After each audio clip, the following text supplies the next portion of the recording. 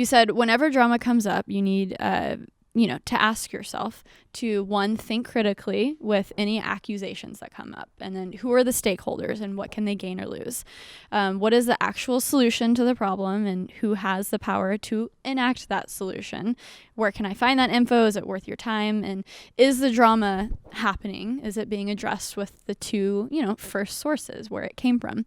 And recently there was something that happened in the community where Vox Media, yes, which is the parent company of The Verge. The Verge is a tech website. Yep. I personally know a lot of people at The Verge that I love, but I am also a passionate YouTube creator and love the creator community. And whose side are you on, Sarah? Right?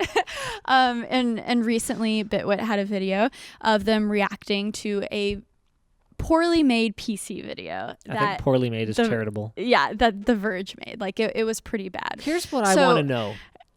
Hold that thought. Why didn't they just clone my video?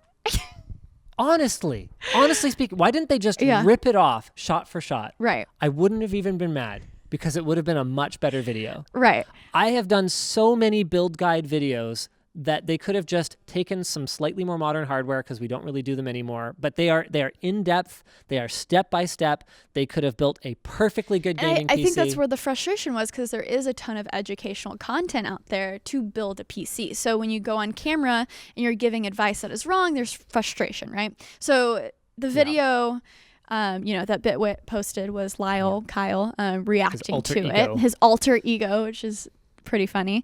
And then he got a strike. So with that being said, that context laid out, with that whole situation, what were your initial thoughts, and where do you think we are now with it, that the Verge Fox has retracted, the strike?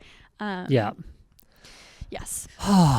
So there's a few things. I want to start out by saying that I agree with the Verge's editor-in-chief, who I don't remember his name at this point. Sure, thanks. I agree that the way that the community is behaving at this point is not okay.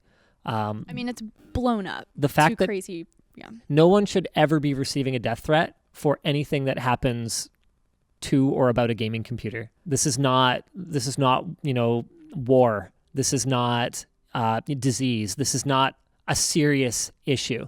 And yeah, people take gaming very seriously, but at the end of the day, it's not oxygen. It's not food, it's not clean water, it's not shelter. We don't need it. So let's not, you never talk about a human life in the context of, what it's worth with respect to like gaming. With that said, I think The Verge has really done a spectacular job of continuing to dig a hole for themselves when there really just didn't have to be one. I've had this conversation with other big companies, and I go, no one likes you because you're afraid to be human.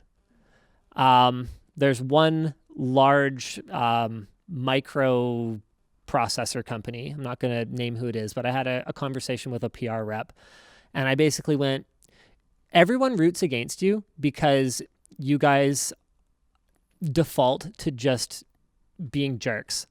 You're like the abusive spouse was actually the analogy I used, and it's not a very PC analogy, I suppose, but I was like, you do things wrong, and then actually you're not even like the abusive spouse, because they will apologize at least. You just do things wrong, and then you brush it away. What you need to do is you need to come out, acknowledge that you did something wrong, apologize for it, lay out the plan for how you're going to prevent it from happening again, and then you need to do your best to prevent it from happening again. You need to actually behave like a like a respectable human being. What Vox did was, instead of just issuing a public apology, like not the kind of half-baked, we're sorry he was mad, that they ultimately did issue. You just need to issue a public apology, and not just for the strike, like for that video. The community wouldn't have been so mad about this if they had just come out and said, you know what, we really screwed up that video. That was awful. It was not up to our editorial standards. We need a mulligan here. I actually reached out on Twitter and I offered to come in and help them do it again. Didn't even get a reply, but they were certainly replying to other crap on Twitter. But I think they put themselves in a position where they didn't just be human.